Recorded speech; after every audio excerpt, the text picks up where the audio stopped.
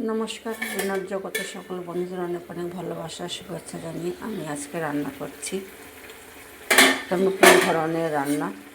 মরলা মাছ দিয়ে, বেগুন আলু দিয়ে, কাঁচা লঙ্কা, কালো জিরে, পেঁয়াজ দিয়ে ঝাল চচ্চড়ি। মাছটা একটু হালকা করে ভেজে নিয়েছি। এবার আমি কোনো মশলা দিইনি, সমস্ত কিছু কেটে দিয়েছি। এবার ধনে পাতাটা ছিটিয়ে দিচ্ছি।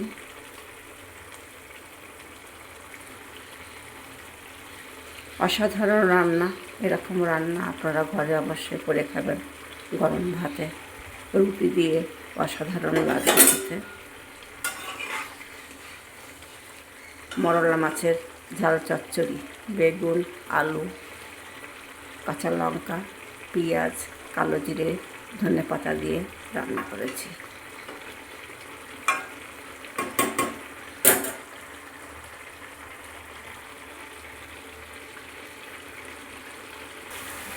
চুন মাছের ঝাল চচ্চড়িতে একটু কাঁচা সর্ষের তেল দিয়ে দিচ্ছি।